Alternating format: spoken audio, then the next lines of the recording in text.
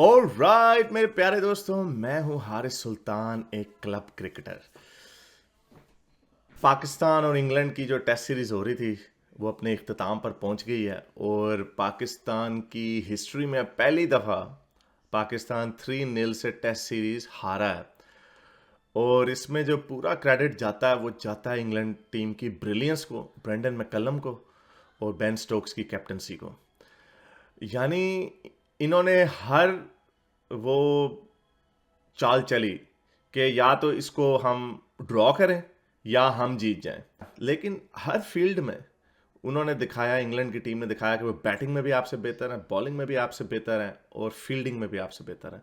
Fielding okay, below par, ठीक है, हर जगह पे पाकिस्तान की फील्डिंग को इतना पिन पॉइंट नहीं किया जा सकता, लेकिन जो ओवरऑल पैकेज दिखाया इंग्लैंड ने, और उन्होंने दिखाया कि हम आपके घर में घुस के आपकी ठुकाई कर सकते हैं, चाहे आप जो मर्जी चालें चले। इन्होंने हर चाल चली कि हम या तो सीरीज को ड्रॉ करेंगे या जीतेंगे। पिंडी की जो इन्होंने पिच बनाई, इतनी गंदी पिच बनाई, नेगेटिव रेटिंग आई उसकी, और अच्छा हुआ, ऐसा ही होना चाहिए था। इन्होंने कहा बाबर आजम 200 रन बनाएगा, हम मज़े से 500-600 रन बनाएंगे और इंग्लैंड को हम शायद थका के हरा देंगे। लेकिन वो पता नहीं जो ब्रांड ऑफ क्रिकेट वो ला रहे हैं, बेसबॉल जिसे वो कह रहे हैं, उसने बड़े लोगों को परेशान किया। उसने, मैं देखा है ऑस्ट्रेलिया के कमेंटेटर्स भी इसके ऊपर बात कर रहे हैं, आई एम श्योर कि इंडिया वाले भी इसको देख रहे होंगे कि यार ये जो आगे अगर जाके हमने खेलना, ठीक है अब रैंकिंग्स भी आ गई हैं, इंग्लैंड 2 रैंकिंग्स जंप करके मैं ख्याल चौथे नंबर पे, 5वें नंबर पे आ गया है। ऑस्ट्रेलिया भी नंबर 1 पर ही है। लेकिन ऑस्ट्रेलिया और साउथ अफ्रीका की जो टेस्ट सीरीज़ हो रही है वो बड़ी मज़े की टेस्ट सीरीज़ है। खैर वो भी गैबा की जो पिच उन्होंने बनाई, इतनी ग्रीन पिच ऑस्ट्रेलिया की तारीख में कभी ऐसी नहीं हुई। May be back in the uncovered days जो होते थे उसमें शायद ऐसी बनाई होगी, लेकिन उसकी भी मेरे ख्याल नेगेटिव रेटिंग वैसे आनी चाहिए। 2 दिनों के अंदर पूरा टेस्ट मैच ख़त्म हो गया। कितनी 30, पता नहीं 38 विकटें गिर गई, या 30, आई थिंक 34 विकटें गिरी 2 दिनों के अंदर। तो ये बड़े इंटरेस्टिंग पीरियड से हम गुजर रहे हैं कि टेस्ट क्रिकेट जो 120-30 साल पुराना एक इंस्टीट्यूट है, उसमें एक बड़ी ज़बरदस्त किस्म की एवोल्यूशन आ रही है। एंड थैंक्स टू ऑब्वियसली 2020 का इसमें बहुत बड़ा हाथ है कि इन्होंने फ्लैट पिच बनाई। इन्होंने कहा हम आपको पेल देंगे, हम 7 रन पर ओवर के हिसाब से स्कोर करके ना, चाहे आप जितना मर्जी ड्रॉ करने की कोशिश करें, आपके पास ऑप्शन ही नहीं है। फिर इन्होंने होश के नाखून लिए, इन्होंने कहा चलो भी हमारी स्ट्रेंथ जो है कि हम स्पिनिंग पिचेस बना सकते हैं। शायद इंग्लैंड के पास अच्छे स्पिनर नहीं है, तो फिर भी दूसरा टेस्ट मैच वो जीत गए अपने फास्ट बॉलरों के साथ ही, क्योंकि अगर आप स्पिनिंग पिचेस बनाते हैं तो उसमें रिवर्स स्विंग का फिर भी चांस होता है। Why? Because ball scuff up होती है और उनके पास अच्छे एक्सपोनेंट हैं। जेम्स एंडरसन है और वो लंबा बॉलर, मुझे हमेशा उसका नाम भूल जाता है, उसने उसने भी विकटें ली। और फिर तीसरे टेस्ट मैच में इन्होंने कहा कि हो सकता था वैसे पैनिक कर सकते थे और फिर फ्लैट बना देते, लेकिन उन्हें पता था कि बस बॉल ने आके बहुत ठोकना है, तो इन्होंने कहा कि हाँ भाई हम स्पिनिंग ही रखेंगे, अपनी स्ट्रेंथ के साथ ही जाएंगे। Because second test match was much closer than the first one. उन्होंने 18 साल का पाकिस्तानी बच्चा खिला लिया, रेहान अहमद, और उनके वालिद साहब जो थे वो देख रहे थे और उन्होंने, वो उनकी आंखों में आंसू भी थे। फेयर इनफ, क्योंकि ऐसा ही होता है।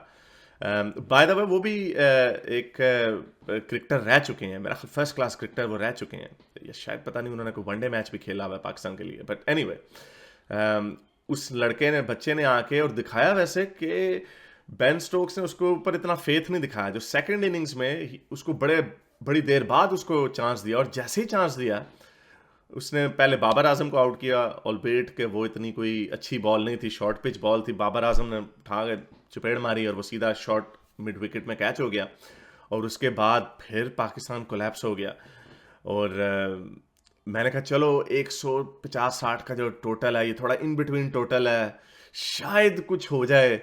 लेकिन वो जो ब्रांड ऑफ क्रिकेट इंग्लैंड खेल रहा है, ये वो मुझे 2000s की ऑस्ट्रेलियन टीम लग रही है। और कहते हैं हमें किसी से डर ही नहीं लगता, हमने आपको पेल देना है, चाहे आप जिधर मर्जी हमें खिला लें, हमने आपको पेलना है। उन्होंने बल्कि कल ही मैच खत्म कर देना था, एक दिन पहले ही मैच खत्म कर देना था, लेकिन वो फिर चूंकि अंधेरा हो जाता है पाकिस्तान में इस सीज़न में, बड़ी जल्दी सूरज नीचे आता है, जिसकी वजह से वो नहीं ख़त्म कर सके। लेकिन उन्होंने अगले दिन आके मैच ख़त्म कर दिया, उन्हें कोई डर ही नहीं है। तो ये बड़ा मज़े का इंटरेस्टिंग टाइम है। लेकिन मेरा ख्याल से पाकिस्तान को इंट्रोस्पेक्ट करना चाहिए। हम हमेशा यही मसला होता है पाकिस्तान का कि हम एक दहाई पीछे वाली ब्रांड ऑफ क्रिकेट खेल रहे होते हैं, और यहाँ पे एवोल्यूशन जो हो रही है टेस्ट क्रिकेट की, वो इंग्लैंड ला रहा है इस दफ़ा, नॉट ऑस्ट्रेलिया। वो इस वक्त इंग्लैंड ला रहा है। इंडिया की जितनी अच्छी टीम है, मुझे लगता है इंडिया भी और ऑस्ट्रेलिया भी, ये दोनों सोच रहे होंगे कि हमने कैसे मैच करना है इंग्लैंड को। अनफॉर्चुनेटली इंडिया की कोई सीरीज़ नहीं आ रही इंग्लैंड के साथ। बड़ा मज़ा आना था अगर इंडिया की कोई सीरीज़ प्लान होती इंग्लैंड के साथ। अभी न्यूजीलैंड के साथ होनी है, फिर उसके बाद मेरा ख्याल ऑस्ट्रेलिया के साथ होनी है, लेकिन इंग्लैंड के साथ नहीं है। लेकिन इंग्लैंड और ऑस्ट्रेलिया का की ऑब्वियसली एशेज होनी है जून में, इंग्लैंड में होनी है। तो मुझे वो बड़ी, अब सिर्फ उस सीरीज़ का बड़ा बेताबी से इंतज़ार है कि किस तरह ऑस्ट्रेलिया इसको टैकल करने की कोशिश करेगा। मेरा नहीं ख्याल इस वक्त कोई भी टीम ऐसी है जो इंग्लैंड की फायर पावर को मैच कर सके। तो एनीवे अफसोस हुआ, पाकिस्तान हार गया ये टेस्ट सीरीज़, बड़े बुरे तरीके से हारा। अभी वनडे सीरीज़ है, देखते हैं वनडे सीरीज़ में क्या होता है। I think Pakistan might do better in the one day series, लेकिन जो टेस्ट सीरीज़ में बहुत बुरा हाल है।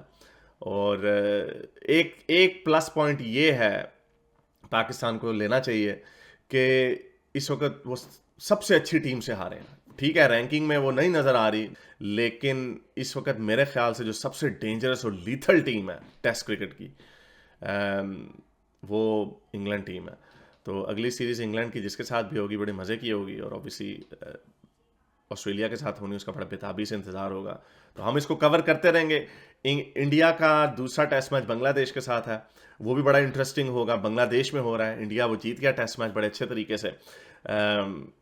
यही प्रिडिक्शन थी कि वनडे सीरीज़ में इंडिया हार गया क्योंकि इंडिया अपने ब्रांड ऑफ क्रिकेट नहीं खेल रहा था, लेकिन टेस्ट क्रिकेट में उन्होंने बता दिया कि वो, in the words of Virender Sehwag, बाप बाप ही होता है। हालांकि वो जो जुमला उन्होंने बताया वो कंफर्म नहीं हो सका, लेकिन एनीवे टेस्ट क्रिकेट में बांग्लादेश और इंडिया का match, even in Bangladesh India is a far superior team. लेकिन आई थिंक इंडिया, ऑस्ट्रेलिया और इंग्लैंड, ये वो तीन टीमें हैं जिनको you have to watch out. और यही टेस्ट क्रिकेट को एक्साइटिंग बना रहे हैं। बहुत हमारी जो न्यू जनरेशन है उनको टेस्ट क्रिकेट में इतना मज़ा नहीं है। हम जैसे थोड़े जो पुराने पापी हैं, हमें टेस्ट क्रिकेट का मज़ा आता है। अगर हम नहीं देखने का टाइम मिलता, लेकिन हम फिर भी उसको फॉलो करते रहते हैं, क्योंकि जो ड्रामा है, जो अप्स एंड डाउन्स हैं टेस्ट क्रिकेट के, वो आपको वनडे में नहीं नजर आते। One day is absolutely obsolete in my opinion. मैं तो सिर्फ या तो टेस्ट क्रिकेट देखता हूँ या 2020 देखता हूँ, मुझे वनडे में बिल्कुल इंटरेस्ट नहीं है। लेकिन चले, ये वनडे की अभी सीरीज आनी है पाकिस्तान की, उसको देखेंगे कि शायद पाकिस्तान कुछ रिकवर कर ले और शायद अपनी कोई इज्जत बचा ले, वरना I think England is a generation ahead of the rest of the teams. चले, अब तक के लिए इतना ही। अगली वीडियो तक क्रिकेट हाफिज।